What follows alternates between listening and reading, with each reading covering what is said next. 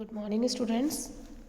Today we will start new chapter, New Empires and Kingdoms from the book History, and it is our chapter 10.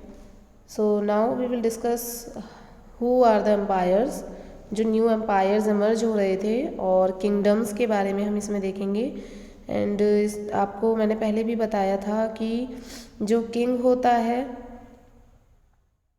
और empire होता है दोनों में difference होता है कि जो एम्पायर है वो ज़्यादा पावरफुल होता है कंपैरिजन टू किंग।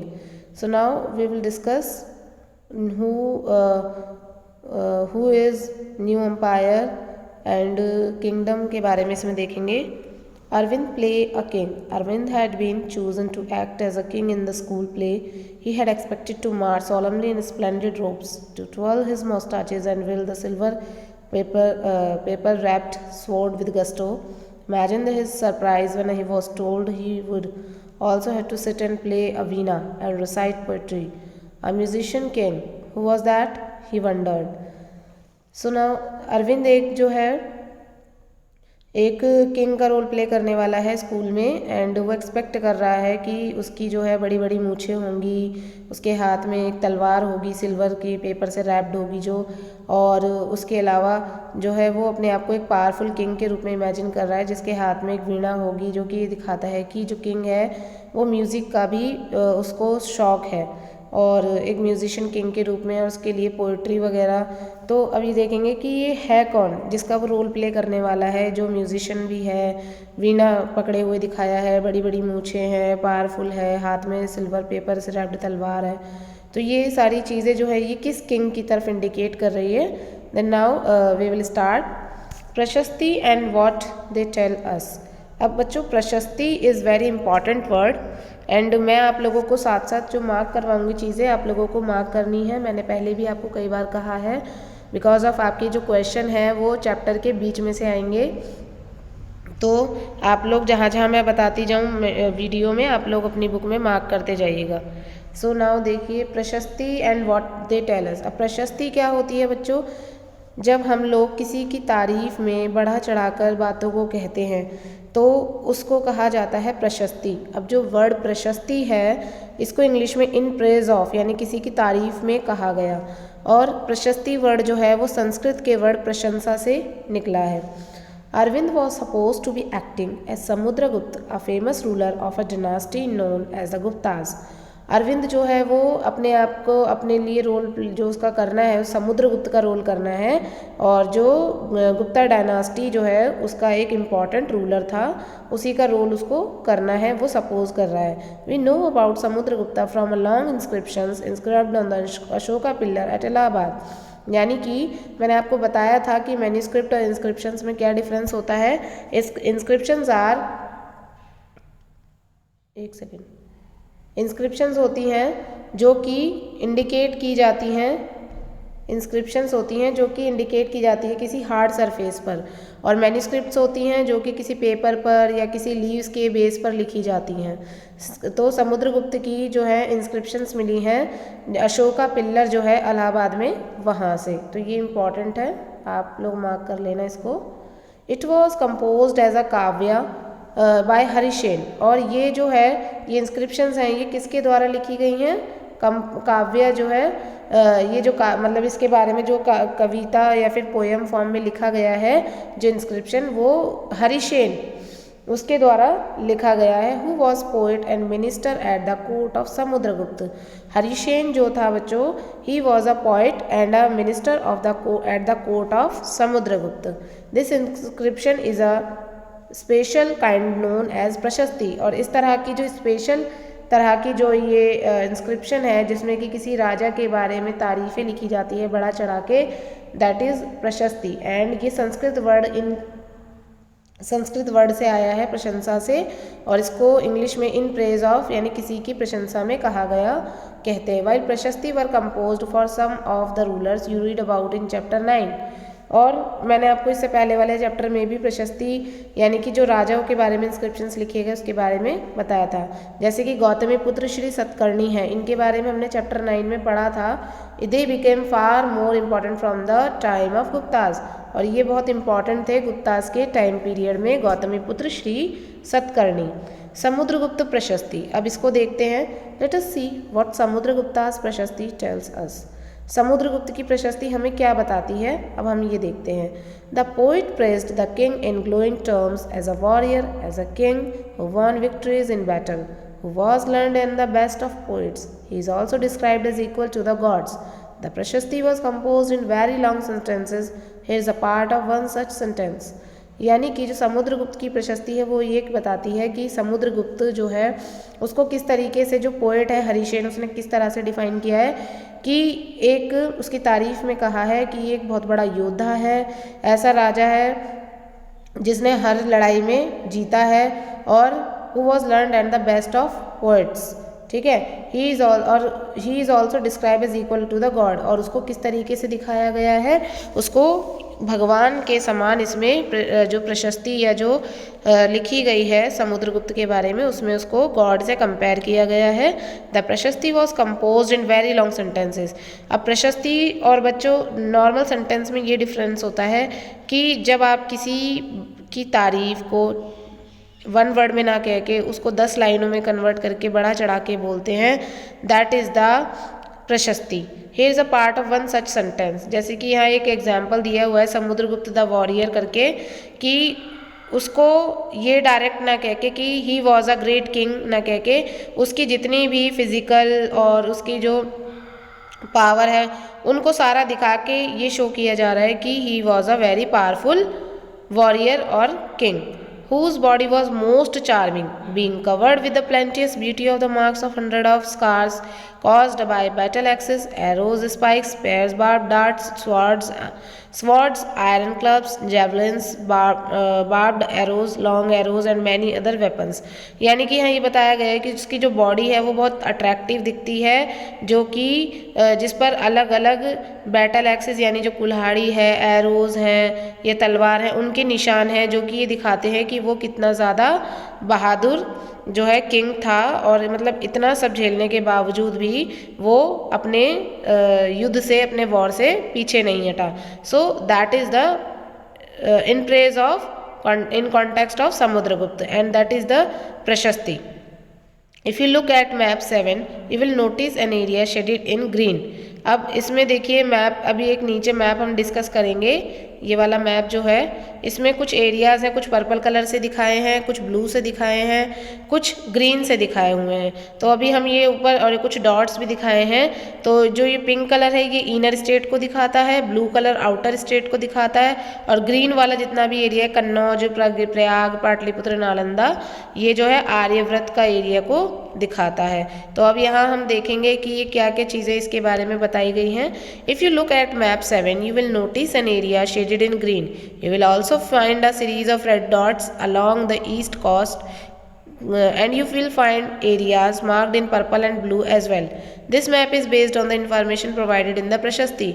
ये मैप जो है ये जो इन्फॉर्मेशन प्रशस्ति में मिली है उसके आधार पर ही तैयार किया गया है। Harishena describe 4 different kind of rulers.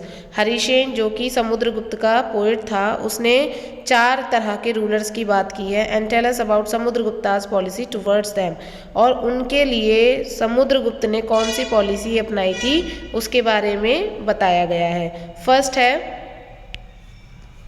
The ruler of Aryavrat, यानी आर्यव्रत जो रूलर थे उनके लिए क्या पॉलिसी थी समुद्रगुप्त की। The area shaded in green on the map, here there were 9 rulers who were uprooted and their kingdom were made a part of Samudragupta empire. अब यहाँ देखो ग्रीन कलर से जो 9 रूलर्स दिखाए गए हैं, वेट, हाँ, जो ये ग्रीन कलर से दिखाया है कन्नौज, प्रयाग, पाटलिपुत्र, नालंदा, इसके आसपास वाला जितना भी एरिया है यहाँ पर जो 9 रूलर्स थे इनको क्या किया गया था, इनको हराया था और इनको अपने एरिया में मिला लिया था समुद्रगुप्त ने। The ruler of Dakshinapatha, here there were 12 rulers. अब ये देखो दक्षिणपथ वाला एरिया जो डॉट डॉट से दिखाया हुआ है that is the Dakshinapatha area.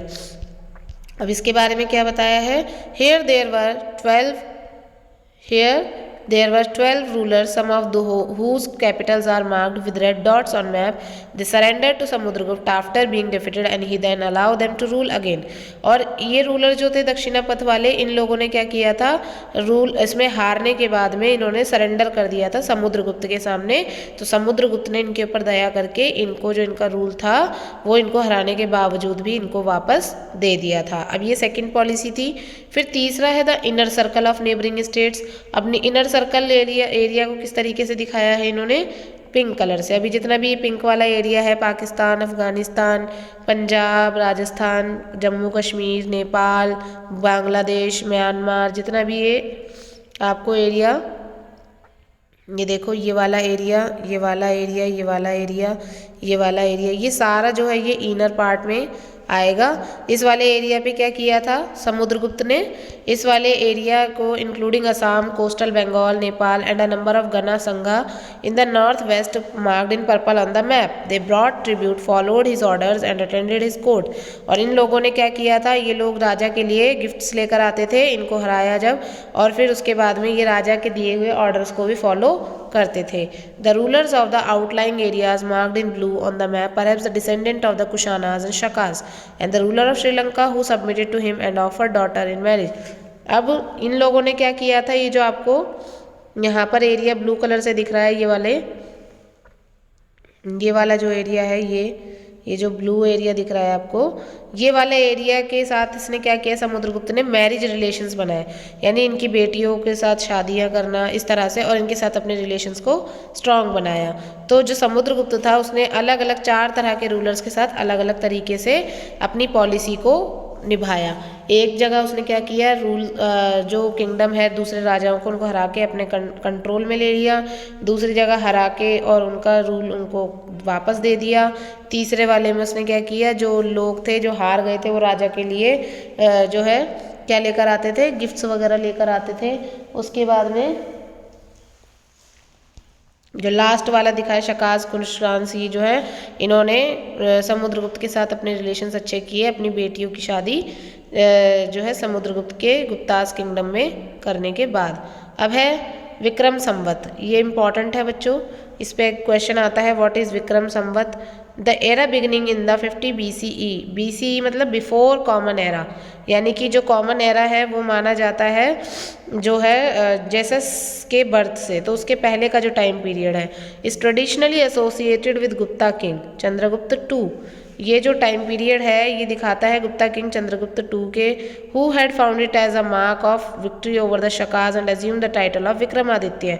जो चंद्रगुप्त टू था इसने शकाज को हराया था और तब से इसके जो टाइटल है वो विक्रम आदित्य दिया गया, और इसी टाइम पीरियड में जो संवत लिखा गया उसको विक्रम संवत के नाम से जाना जाता है। अब है जीनेलॉजीज। जीनेलॉजीज होती है बच्चों, इसका मीनिंग मैं आपको बता देती हूँ।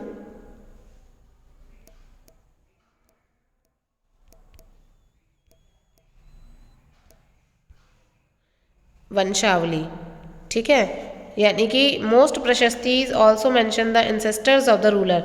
बहुत सारी प्रशस्ति जो है बच्चों वो क्या दिखाती हैं, वो दिखाती हैं कि रूलर जो थे उनके एंसेस्टर्स, जैसे कि सपोज चंद्रगुप्त है, चंद्रगुप्त के बाद में अशोक, बिंदुसार, ये जिस तरीके से थे, तो इसी तरह से चंद्रगुप्त मौर्य जो थे, इधर भी क्या था, समुद्रगुप्त थे।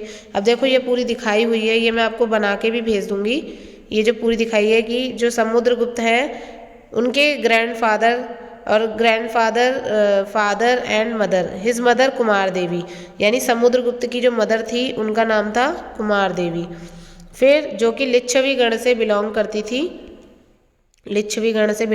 थी, while his father Chandragupta was the first ruler of the Gupta dynasty, यानी कि जो गुप्ता डायनास्टी उसके फर्स्ट जो रूलर थे वो थे Chandragupta, to adopt the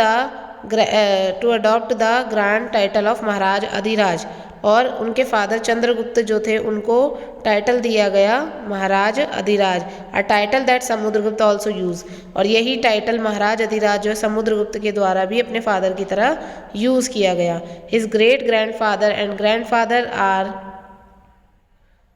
mention simply as Maharajas, और जो उसके ग्रैंडफादर है और उनके ग्रैंडफादर उनको महाराजाज के रूप में दिखाया गया। It seems as if the family gradually rose to importance, और इस तरह से इनकी जो फैमिली की इम्पोर्टेंस है वो देखने को मिलती है। Arrange these titles in order of importance, raja, Maharaja, Adhiraj, Maharaja. देखो सबसे पहले आएगा राजा, फिर आएगा महाराज अधिराज, और फिर आएगा महाराजा। Samudragupta in turn figures in the genealogies list of ancestors of later ruler of the dynasty such as his son। अब समुद्रगुप्त के बेटे का नाम था चंद्रगुप्त टू, वी नो। देखो समुद्रगुप्त के फादर चंद्रगुप्त के बेटे जो थे, चंद्रगुप्त ने गुप्ता डायनास्टी को स्टैब्लिश किया था, उनके बेटे थे समुद्रगुप्त, और समुद्रगुप्त के बेटे थे Chandragupta two. We know about him from inscriptions and coins. He led an expedition to western India where he overcame the last of the Shakas। According to later belief, his court was full of learned people including Kalidas the poet and Aryabhatta the astronomer, about whom you will read more in chapter 11। अब यहाँ पर दो लोगों के बारे में बात हुई है, कालिदास जो एक पोएट थे, आर्यभट्ट एस्ट्रोनॉमर थे। ये क्वेश्चन एग्जाम में पूछा जा सकता है, who was Aryabhatta? Option A astronomer, option B astronaut, option C poet, option D none of these. तो answer will be Aryabhatta the astronomer. Kalidas जो थे वो पोएट थे। ये दोनों ही गुप्ता डायनास्टी के इम्पॉर्टेंट पर्सन्स में आते हैं। देन है Harshavardhana and the Harshacharita. Harshavardhana and the Harshacharita. अब Harshavardhana, who was Harshavardhana and what is Harshacharita? While we can learn about the Gupta ruler from their inscriptions and coins, we can find out about some kings from biographies। यानी कि जब हम Gupta rulers के बारे में उनकी inscriptions, उनके कॉइन्स के इसके द्वारा पता करते हैं, तो हम कुछ राजाओं की बायोग्राफीज को भी देख सकते हैं। जैसे कि हर्षवर्धन जो है, who ruled nearly 1400 years ago was one such ruler. यानी कि 1400 साल पहले जो रूलर्स थे उनमें से एक था हर्षवर्धन, और उसके कोर्ट पोएट का नाम था बाणभट्ट। ये इंपॉर्टेंट है बच्चों, आपको याद रखना है। समुद्रगुप्त जो है उनके जो पोएट हैं उसका नाम था हरिसेन, और हर्षवर्धन के जो पोएट हैं उनका नाम है बाणभट्ट। रोट हिज बायोग्राफी, और बाणभट्ट ने क्या लिखा इनके बारे में, एक बायोग्राफी लिखी हर्षचरित, जो कि संस्कृत लैंग्वेज में लिखी। This give us the genealogy of Harsha and and with his becoming king. और हर्ष जो है and with his becoming king, और उनके किंग बनने के बाद से ही उनका रूल जो है वो खत्म हो गया। Xuanzang about whom you read in chapter 9। मैंने आपको ज़ुआनज़ैंग जो कि एक चाइनीज़ पिलग्रिम था उसके बारे में बताया था। उसने क्या किया, हर्ष का जब टाइम पीरियड चल रहा था हर्षवर्धन का, उसके टाइम पीरियड में ज़ुआनज़ैंग इंडिया में आ चुका था, और उसने जो भी चीज़ें हर्ष के कोर्ट में देखी उन सबको उसने लिखा, और उसी से हमें बहुत सारी इंफॉर्मेशंस मिलती हैं। Harsha was not the eldest son of his father but became king of Thanesar after both his father and elder brother died. जो बच्चों हर्ष है, हर्षवर्धन जो है वो अपने फादर का बड़ा बेटा नहीं था, लेकिन उनके फादर, उनके बड़े जो ब्रदर थे, उनकी डेथ होने की वजह से उनको ही किंग बना दिया गया था थानेसर का। क्वेश्चन आता है हर्षवर्धन कहाँ के किंग थे? His brother in law was the ruler of Kannauj. उनके ब्रदर इन लॉ यानी उनकी बहन के जो हस्बैंड थे वो कन्नौज के जो है रूलर थे, जो कि यूपी में है Kannauj. And he was killed by the ruler of Bengal. और उनको जो उनके ब्रदर इन लॉ थे यानी उनकी जो बहन के हस्बैंड थे उनको मार दिया गया था बंगाल के रूलर के द्वारा। Harsha took over the kingdom of Kannauj and then led against enemy army against the ruler of Bengal. Harsha जो थे उन्होंने कन्नौज के किंगडम को अपने कंट्रोल में लिया और अटैक किया बंगाल के ऊपर। Although he was successful in the east, और वो सक्सेसफुल हुए ईस्ट में, and conquered both Magadha and Bengal, और उन्होंने बंगाल और मगध दोनों एरियाज को जीत लिया। He was not a successful elsewhere, he tried to cross the Narmada to march into the Deccan, और वो ट्राई कर रहे थे नर्मदा से डेक्कन एरिया की तरफ क्रॉस करने की, but was stopped bye a ruler belonging. वो यानी कि नीचे की तरफ जाना चाहते थे एरिया को जीतने के लिए, लेकिन उनको सामना करना पड़ा चालुक्य डायनास्टी के एक इम्पॉर्टेंट रूलर पुलकेशिन II का, जिसने कि उनको आगे बढ़ने नहीं दिया। Look at the political map of India and list the present day states which Harshvardhan passed through when he went to Bengal and up to Narmada. अब इसमें इंडिया का जो मैप है उसमें list the present day states जो हर्षवर्धन के control में आते थे, बंगाल और नर्मदा के। इसको इतना इम्पोर्टेंट नहीं है। द पल्लवास, चालुक्यास एंड पुलकेशिन प्रशस्ति। अब आगे है द पल्लवास, चालुक्यास एंड पुलकेशिन्स प्रशस्ति। अब पल्लवास, चालुक्य, पुलकेशिन्स तीनों की प्रशस्ति की बात हो रही है। The Pallavas and Chalukyas were the most important ruling dynasties in south India during this period. अब आपको ध्यान रखना है बच्चों, पल्लवास और चालुक्यास ये दोनों ही जो है साउथ इंडिया के इम्पॉर्टेंट डायनास्टीज थी। The kingdom of the Pallavas spread from the region around their capital Kanchipuram. जो पल्लवास का किंगडम था बच्चों वो कांचीपुरम फैला हुआ था। कांचीपुरम की जो राजधानी थी to the Kaveri delta, Kaveri delta के आसपास। कावेरी रिवर जो है वो आपकी वो कवर करती है आपका तमिलनाडु वाला area. while that of the Chalukyas was centered around the Raichur Doab. अब चालुक्यास जो है ये रायचूर दोआब जो है इनके कंट्रोल में था। Between the river Krishna, Raichur Doab कहा गया है कृष्णा एंड तुंगभद्रा रिवर के बीच वाले एरिया को, ये इंपॉर्टेंट है। Raichur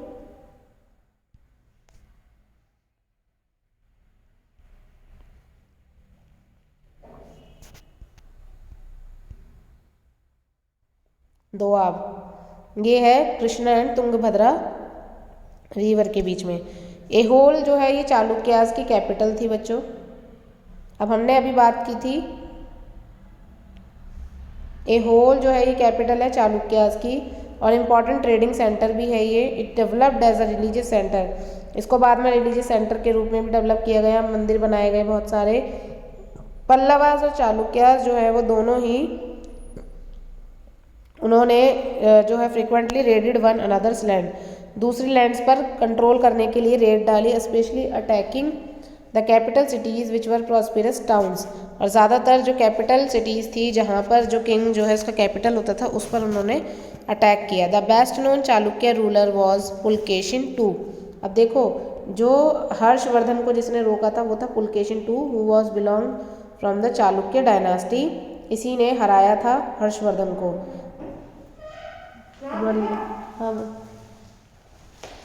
We know about him from a prashasti composed by his court poet Ravi Kirti. We know about him from a prashasti composed by his court poet Ravi Kirti.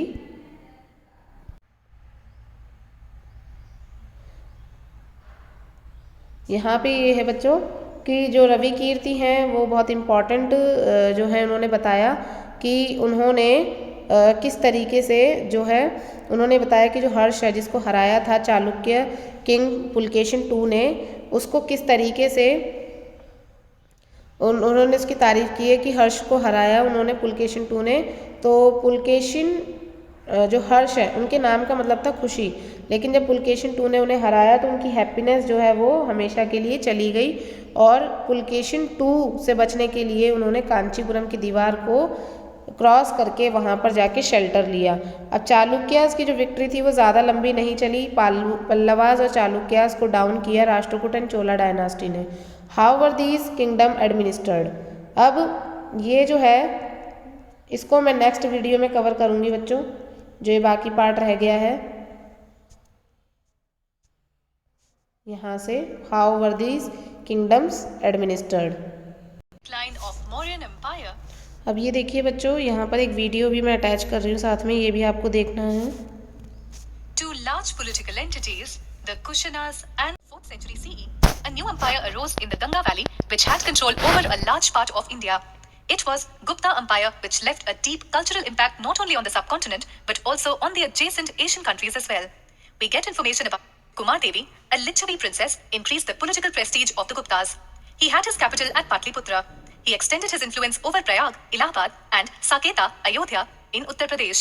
He occupied Magadha, which was rich in minerals, and the fertile Ganga Valley, which made him powerful. He took the title of Maharaja Adhiraja. Samudragupta. Chandragupta I was succeeded by Samudragupta, who is regarded as the greatest ruler of Gupta dynasty. He was an ambitious king and and occupied Delhi and western Uttar Pradesh and fought against the kings of Odisha. Apart from being a good ruler, he was a scholar, musician, poet, and warrior. He was so powerful that he received tributes from the kings of Nepal, Assam, the Kushanas, the Shakas, the republics of Rajasthan, and even from the king of Sri Lanka. He is referred to as Indian Napoleon because of his military achievements. He patronized music and was an accomplished veena player. Some coins of this period show him playing a veena. We get valuable information about his military achievements from a Prashasti inscribed on Allahabad pillar inscription. Prashasti is a Sanskrit word meaning in praise of. Although Allahabad pillar was erected by Ashoka, but the Prashasti on this pillar was written during the Gupta period. It was composed in Sanskrit by Harisena, the court poet of Samudragupta. Chandragupta II, Vikramaditya. Chandragupta II is also known as Vikramaditya, as powerful as the sun. There are inscriptions about him found at Udaygiri, Mathura, Sanchi, and on the iron pillar at Mehrauli. He was a great warrior and a diplomat who sought to increase his kingdom through marriage alliances. Thus, he added Gujarat, Malwa, and Kathiawar to his kingdom. He defeated Shakas and won control over busy ports of Bharuch and Cambay. He made the trading town of Ujjain his second capital, which further strengthened his control over trade. His court was famous for the presence of 9 famous scholars who were called the Navaratnas or 9 gems. Kalidasa was one of the 9 gems. The Chinese traveler Fa Hien came to India during his reign and has left behind an account of his kingdom. He described Chandragupta as a wise, just, and benevolent ruler. According to him, Gupta capital Patliputra had stately palaces and buildings. The people were law-abiding and honest. Laws were simple and punishment was not too severe. With the end of the Gupta dynasty, a number of small kingdoms arose in North India. About 100 years after the Guptas, a king named Harshavardhan united the small states of North India and set up a new kingdom.